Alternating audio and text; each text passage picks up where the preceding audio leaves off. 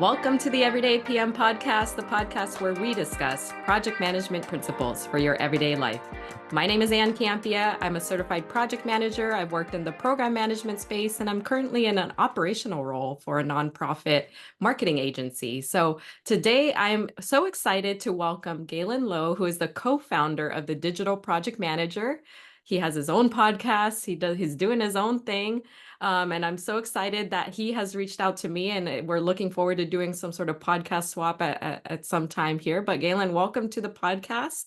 For those who have not met you yet, please take a brief moment to introduce yourself to our audience. Yeah, sure. No, thanks for having me on the show. It's a total honor. You kind of covered a lot of it, in your intro. I think the things to know about me: I'm a huge digital nerd. I came up managing digital projects like website builds, digital transformation, and now I run this thing, the Digital Project Manager. We are basically a knowledge sharing community and also a training provider, and we're just hell bent on helping digital project professionals get skilled, get confident, and get connected so that they can lead complex projects towards real impact. I've got my podcast as well, the Digital Project Management Podcast. We will have you on. I think that's exciting. Yeah, and that's all about just like, I don't know, tough conversations into tough topics, so that we can get like practical and actionable insights out of those conversations. I'm just excited to have you on here because there's so much synergy, even in the naming of what we do, right? Digital project manager, everyday PM. There's just connectivity and all the things that we're trying to do and accomplish for our community, our project management community. And for those that are not project managers that listen to this podcast as well, because today we are talking about artificial intelligence, which I think is just all the rave right now, such a relevant topic. I think, Galen, we'll probably get to a point where AI is just a part of our everyday thing, if not it already. And as project managers, I'm sure we're all scratching our heads asking the question of what does this mean for us? In terms of everybody who is encountering AI is probably asking the same question. And I think we're going to kick off with let's just kind of rip the band-aid off here.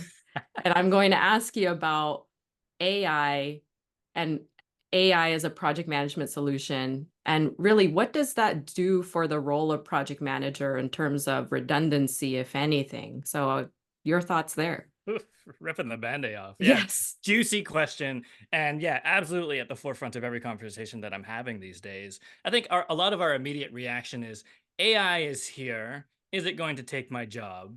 And when you look at some of Hmm. the tools that have been coming out, like especially in project management and productivity, like we are making leaps and bounds week over week. It's easy to see a path where, okay, yeah, it does all the things that I do. Now what? Yeah. But I kind of have like there's two sides to my answer here. Yes, I'm gonna sit right on the fence. My biased answer is no, project managers are not going to be made redundant.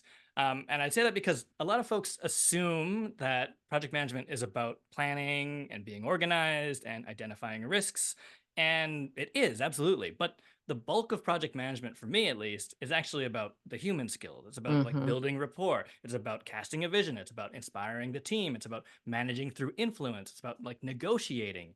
Um, so there's all of these things that AI is not yet there to replace. Yeah. And I think that still, it kind of almost reveals the like collaboration layer that is not the administrative layer. Yes, those things have to happen. Yes, AI can help.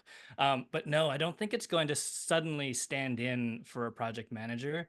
Um, and I'll dive into it in a little bit. Yeah. But I mean, you know, the reality is the role is going to change. It's not going to be Yeah. the same, right? And the thing is, project management is a skill that is very much in demand. Hmm. But the number of roles with the title project manager, like, isn't necessarily going to keep expanding, right? It's not like project management is in demand. Now there's thousands of more PM jobs, like the title of PM. But I think what's going to happen, and I see it happening already, and I've worked in organizations like this, where the bulk of projects being run within the organization are being led by folks who don't even consider themselves to be project managers. Hmm.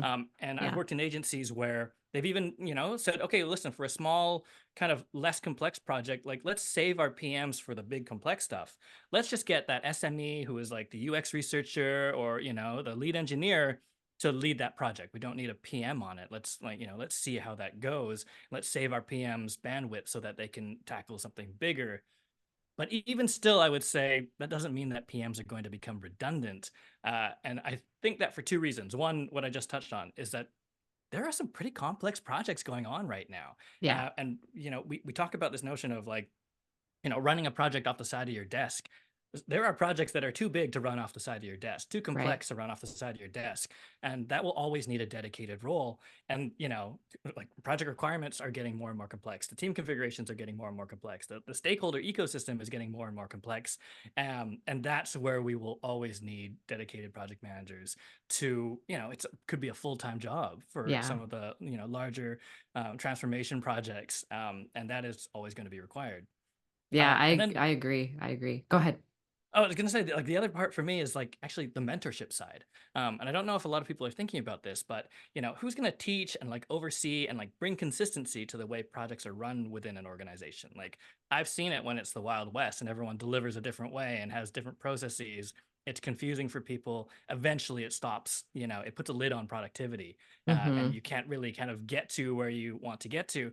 Project managers also become. We will take on this responsibility to also be educators and coaches and mentors for our colleagues who are running projects, and that's okay. We are the people who are sort of, the arbiters of project management, the like oracles of project management, um, helping other people deliver projects, not necessarily hogging all the projects and going, get away from my projects. I still want my job. I think the role is going to change. We're going to be dealing with more complex stuff, and we're going to have a mentoring component.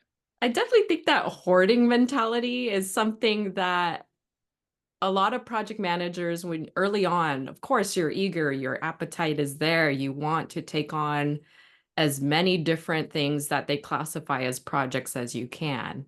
And you'll hoard those for quite some time because you think by taking all this on, I'm showing my value back to the organization. And maybe I'm speaking from a place that this was the mentality 5, 10 years ago. I don't know, right? Because I've been in this space for quite some time. I know you have as well, Galen.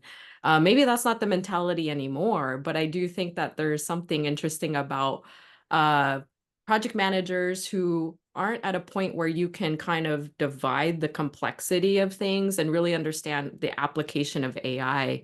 And I love the point that you make around, for those non-project management roles, AI can really be something that will help enhance the workflow, will eliminate some of those repetitive tasks, but it's not necessarily replacing the soft skills, which are now known by PMI as power skills, which whatever semantics.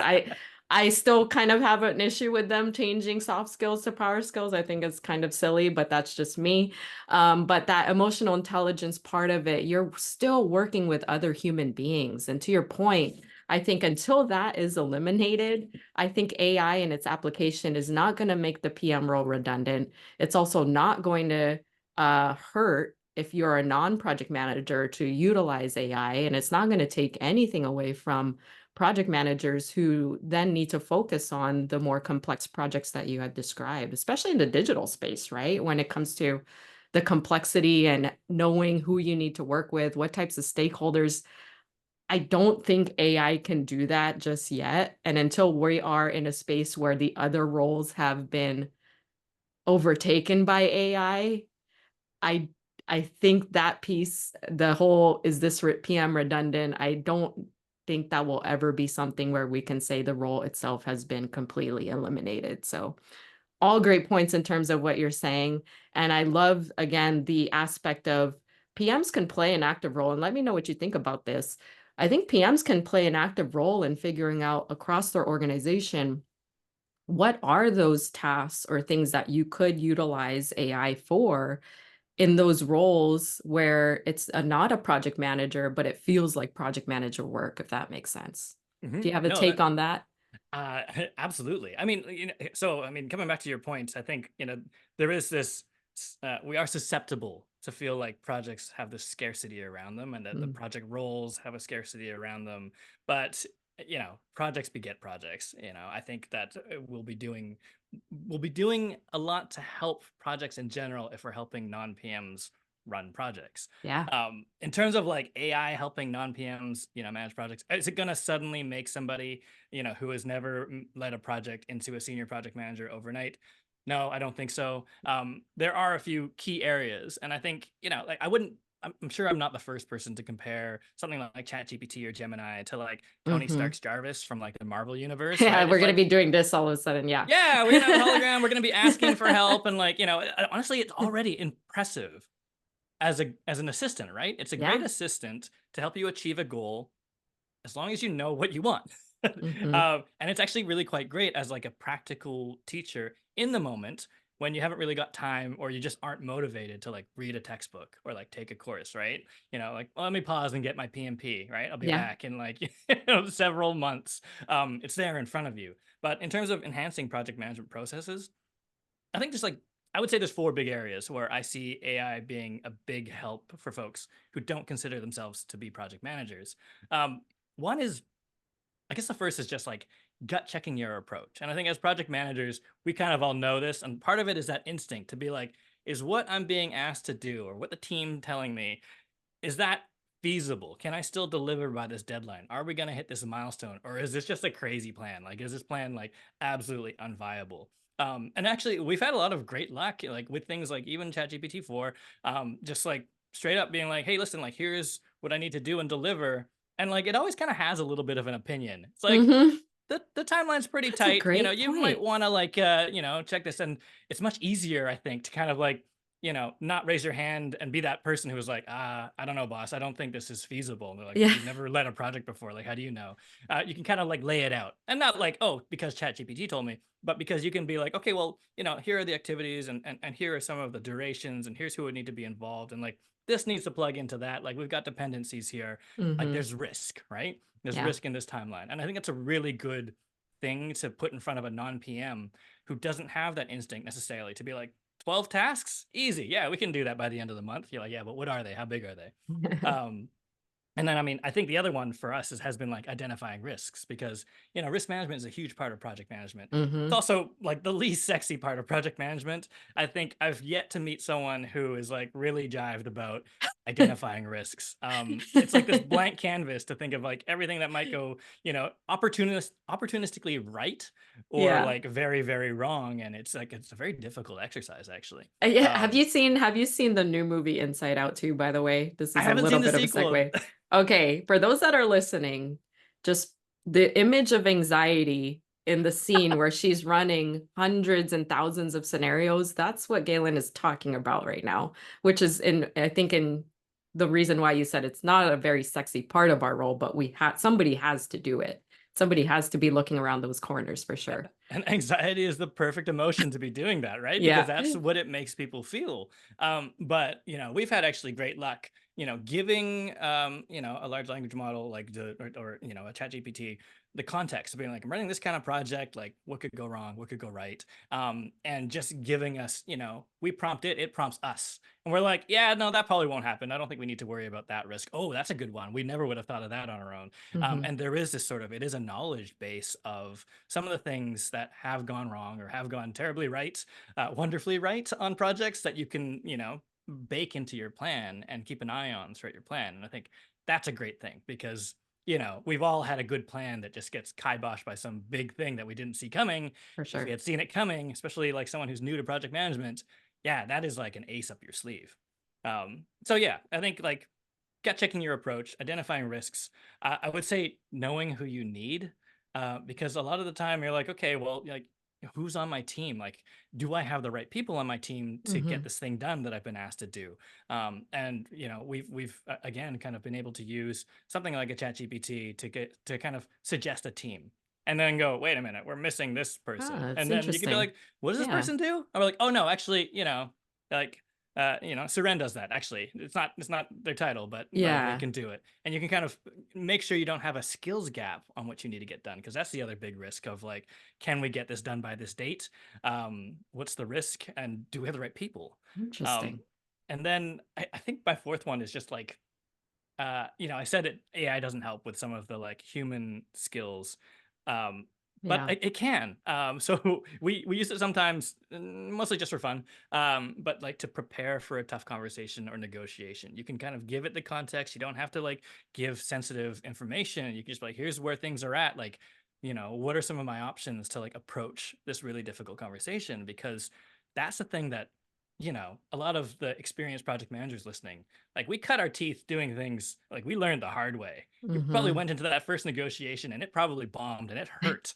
Um, and we didn't have the help. We built over time. We're like, okay, well, next time I'm not going to do that. I'm going to do this. But there is a lot of sort of knowledge that can be aggregated and brought right to you about like, okay, well, think about this, consider seeing things from the other person's perspective and not just like running in saying this is how it's got to be. Project manager says no. Like it Yeah. doesn't have to be. Yeah, you can get guidance on that.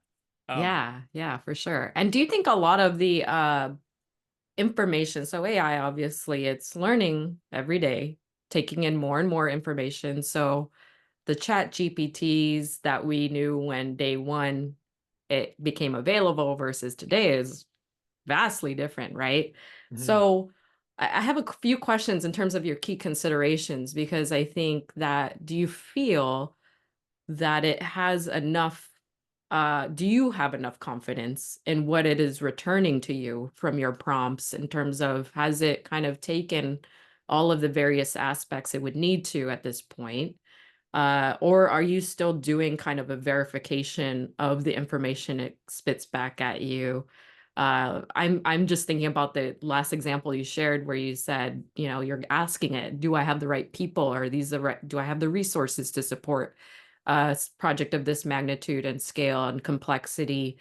Are you seeing that the information is speaking directly to that, or are you still having to do a little bit yourself as a person? I mean, I'm the kind of person that would never take anything at face value, like just because it's on a By your screen. PM. Right? I mean, like our even just our media literacy, right? Like, you see an ad on YouTube doesn't mean it's true.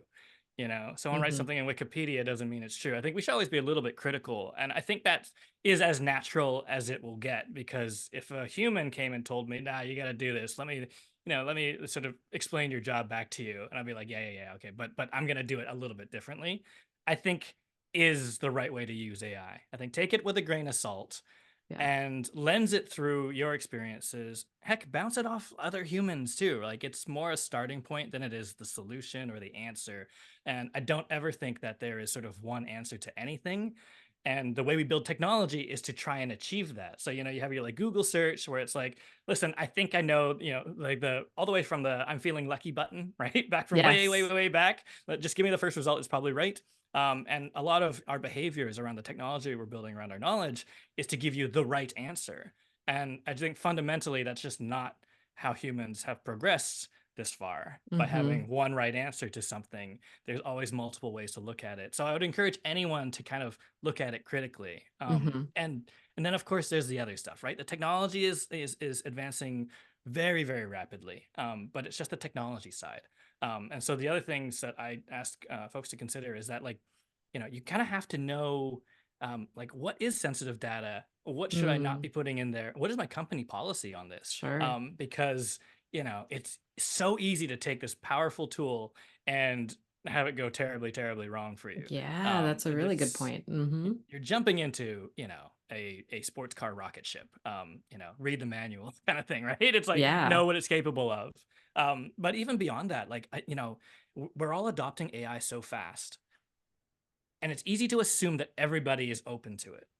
But I think the other consideration for me is like that might not be true. And we've had a couple of instances, where people have very differing opinions on those like note-taking bots, right? Mhm. Fireflies or whatever shows up in the meeting, and so people get their backup. Some people like it's as natural as just showing up to a Zoom meeting, and everything in between. But I think that's going to impact your collaboration, your team culture. If you've got a stakeholder that is really like not open to AI, like that's a conversation to be had with them before you start, plugging Sure. every AI tool into your project, to make it go.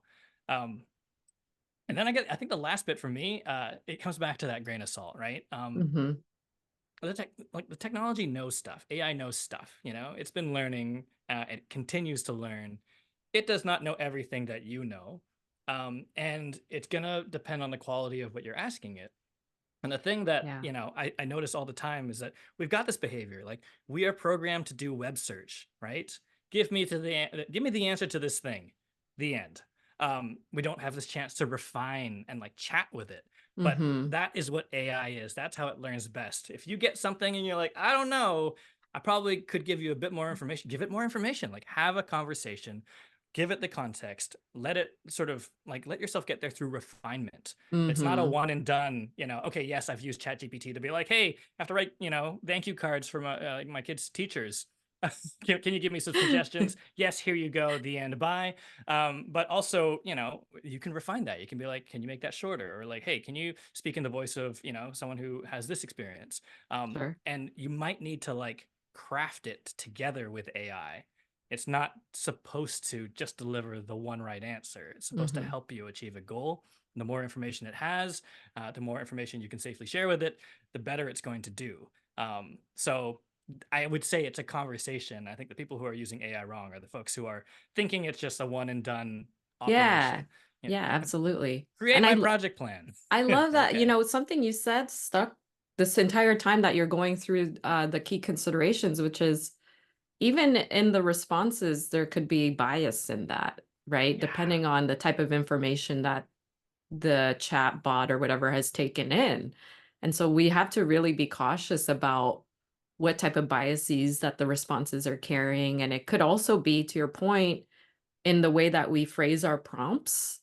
Hmm. And there's another thing that I wanted to highlight of what you said, which was really relevant to, I think a lot of spaces where when we were growing up as project managers, a lot of people would say, we need a PM, we need a PM, but they didn't really understand what the role was. They just thought they needed it. And they Yeah. had a very vague definition of this catch-all person that could do all the things to help stabilize and bring structure to a company. Hmm. And I kind of think in that same perspective, you could put AI in that space and say, Yeah. I know you said there could be you could have some leadership that's adverse to AI, but then on the flip side, you might have some leadership teams that think they know what AI can do for them, and then their expectations are completely off base from what it can actually do when it's applied to your organization. I'm wondering if you've seen some examples of that, both the successes and the failures around AI in terms of its application. No, I think that's a really good question, and we've been seeing it a lot in the project world, even in the product world right now, where it's kind of almost AI for AI's sake. Hmm. But I'd add an inflection to that, which is like there's a sort of competitive nature to it. It's like everyone else is going to be using AI. We need to figure this Right. out now. But, Hmm. as leaders of an organization or leaders of an operation, like coming in and like trying to do wholesale change, we're AI now, AI and everything, please. Or like coming with that ambiguity. It's funny because, we talk about like crafting a prompt for AI. Well, craft that prompt for your teams, right? To be like, here's what we Hmm. want to do with it, not just like go do AI, wholesale change, AI everything, figure it out. That's where I see it go wrong, where everyone's like trying to like rewire their entire business to use AI everywhere without understanding what is it that they actually want from it. And I mean, the flip side of that is that, I'm sure someone is doing successful wholesale AI change, but I haven't seen it. What I Yeah. have seen is people doing like safe to fail, real world, practical experiments to be like, okay, everyone hates risk identification. Like and yet all of our projects seem to run into these risks time and time again. We're not doing anything about it. Okay, let's work on this one project and let's do risk management with the team, with the support of a chat, chat GPT or AI Hmm. tool of your choice. Let's run an exercise in Miro using its AI solution where it's generating some stuff that we can react to. And then let's see if people enjoyed that better than trying to come up with things that might go wrong from scratch. Let's see if it helped us avoid, a big pothole in the road that we keep running into. Yeah. And let's see if like our stakeholders or our clients or our sponsors or the people working on the project, let's see like what friction it creates or what it empowers them to do, and then let's scale it, because it'd be easy to say, even in the risk management example, right? Okay, all risk management must use ChatGPT now. Goodbye. Yeah.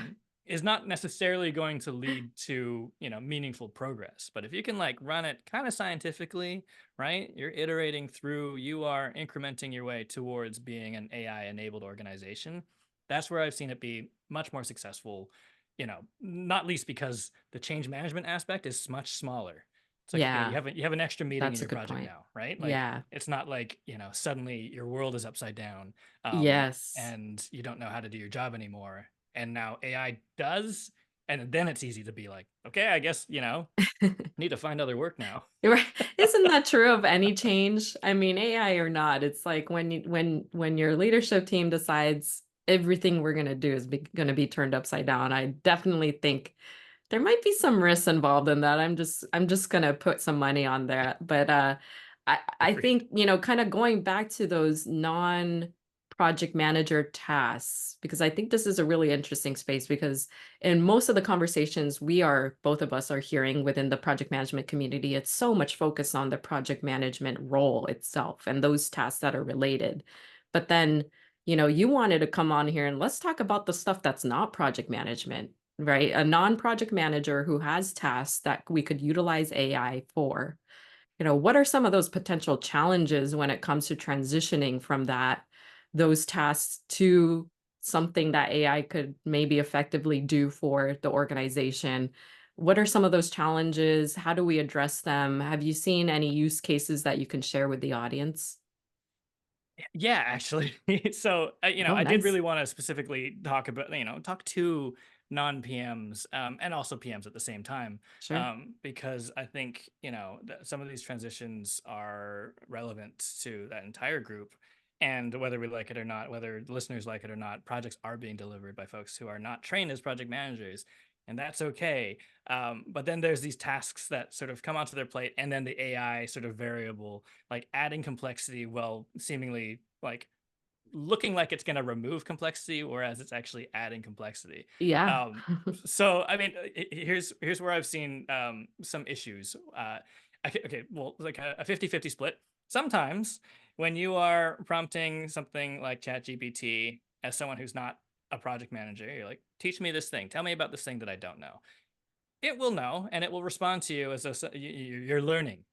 So you're going to get, a very non-PM answer. It's like, okay, you're starting out, and here's what you need to know, which might not be the answer you need now that you're actually kind of a project manager. Hmm.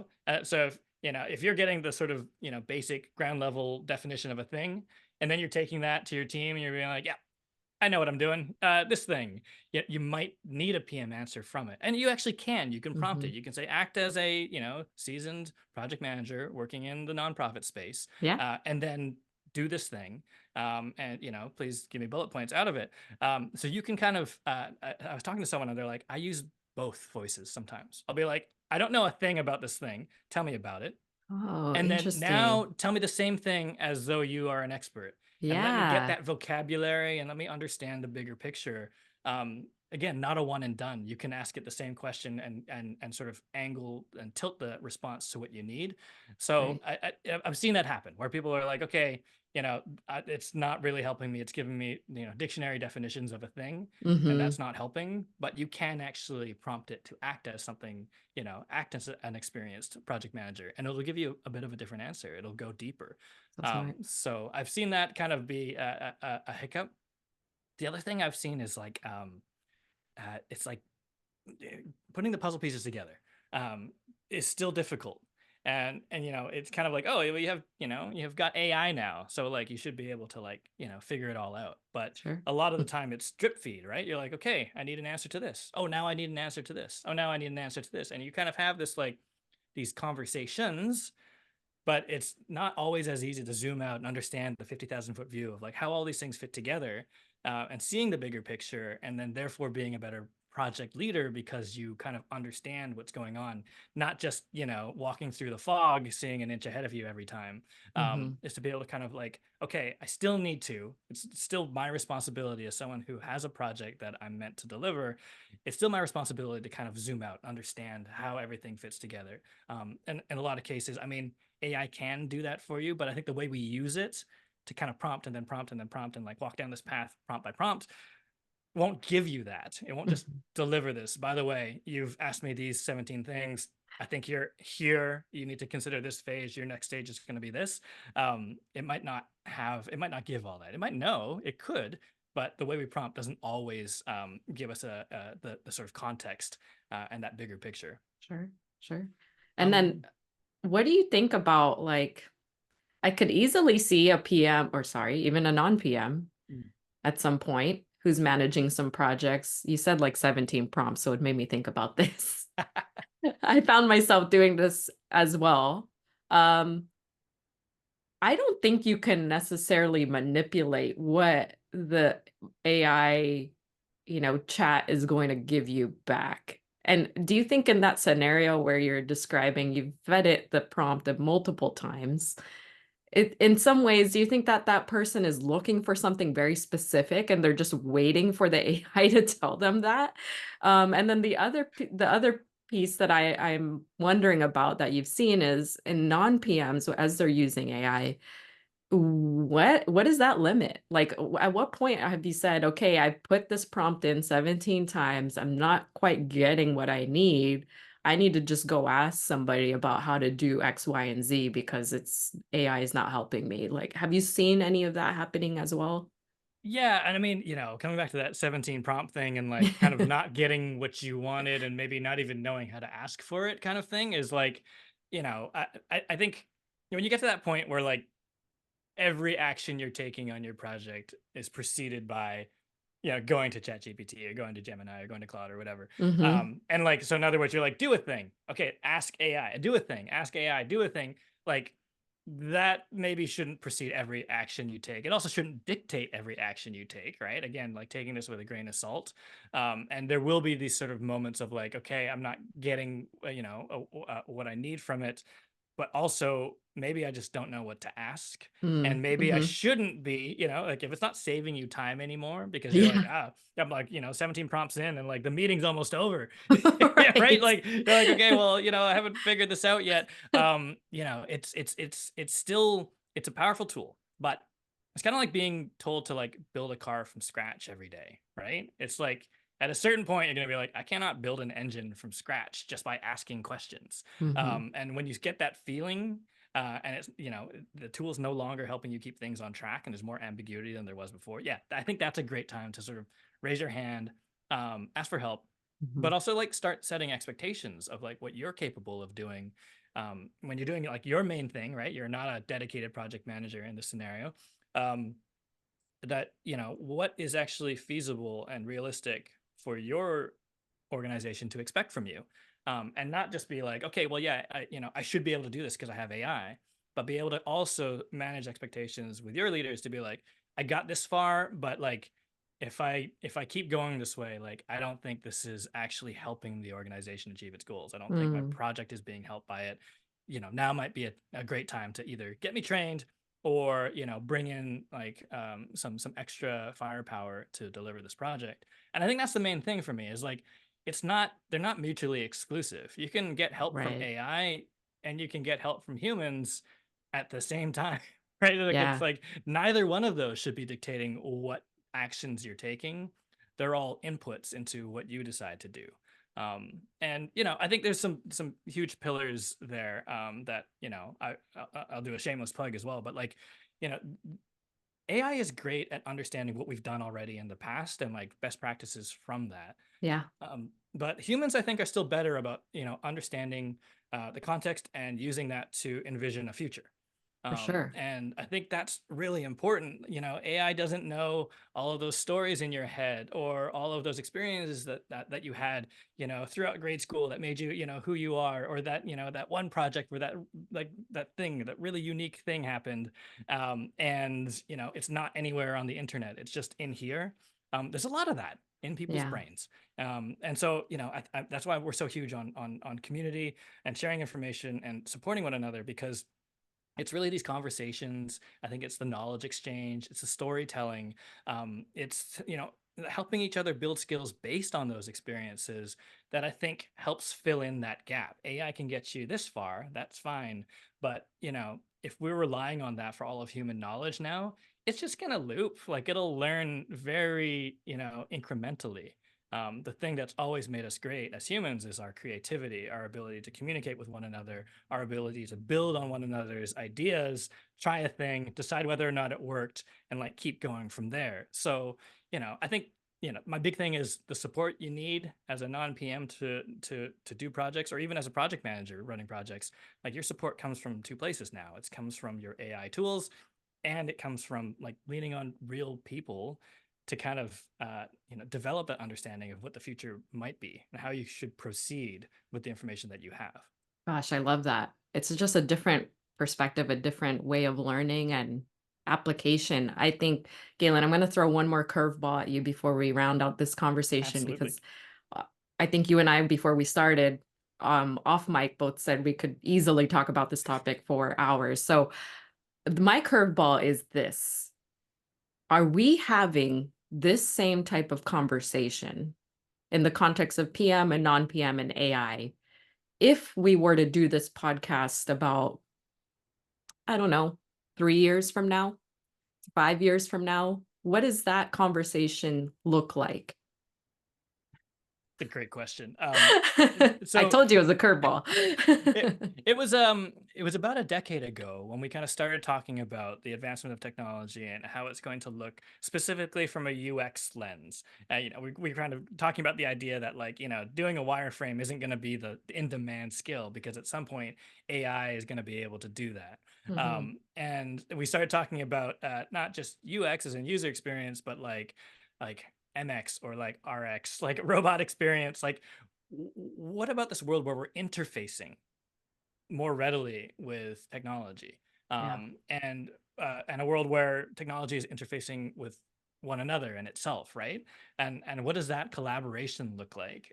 And 3 years, I know it doesn't seem like a long time, but you've seen the speed at which these things are advancing, and it's not hard to imagine a world where you've got an AI, humanoid robot on your team, or shows up on Zoom, or it's already kind of happening, right? But you're Yeah. actually like interfacing and interacting. And I just said support comes from two places now, right? Yeah. Your tools and your people. Imagine you're on the Zoom call, right? And you're like, okay, like, hey, like, yeah, what do you think about this? To your human colleague, and Mhm. then turning and going, okay, like Chat GPT, Zoom attendee bot, like, what do you think? And they're like, Mhm. well, I think this, and you're like, okay, that's great. Let's put those two things together, and here's how we're gonna move forward. I think that is like a feasible reality. It seems very, sci-fi right now, For sure. but it's going to be sci non-fi pretty quickly, because that's just the way we're wired. We take these Yeah. cautionary tales from very bright, creative people who have warned us about technology, and we just do it anyways. So that's my predictor. But at the same time, I think it can be productive. And I think it will embody that whole, cohesion between the two things, and Mhm. then it will create a whole bunch of other problems. Don't get me too deep into, like, the iRobot, or Hey, the sci-fi Asimov movies stuff. always said by the year 2000, we'd all have our own robots with artificial intelligence living in our houses. So, I mean, who knows? But I love the insight. I love kind of the forward thinking, the future of what we can expect from Galen Lowe and the digital project manager. I think that your perspective highly relevant for the everyday PM as well, or what we were calling during this conversation, the non-traditional or even the non-PMs that are listening in on this conversation. So Galen, this has been fantastic. Honestly, an honor to have you as a guest on the podcast. Your insights are highly relevant to the space that we're living in right now as the project management community. So if people want to continue the conversation with you, where can they follow you online? Oh yeah, I mean, come check out the Digital Project Manager. We are at thedigitalprojectmanager.com. We run a community. We've got the podcast, and honestly, we're just like, we just publish really, like, as much value and knowledge as we can for free on our site. So definitely check that out. We're always talking about this sort of thing. My podcast as well, the Digital Project Management Podcast, and actually, like, we're quite active on, like, Instagram, and we've got our YouTube channel. We are the Digital PM on both of those channels. That's where we try and have a lot more fun with things, because there's a lot of serious topics and For there's a lot sure. of complexity that we're dealing with. But at the end of the day, it's not sort of as life or death as some other professions. So we don't mind having a bit of fun just to bring that levity. So if that's kind of you, and you're looking for that sort of mental break that doesn't necessarily take you out of your work, yeah, we're good for that too. I absolutely do. So I will be hopping on to the Digital Project Manager YouTube channel after we end this conversation. For folks that want to, you can follow the Everyday PM. We're on Spotify, any of your podcasting platforms as well.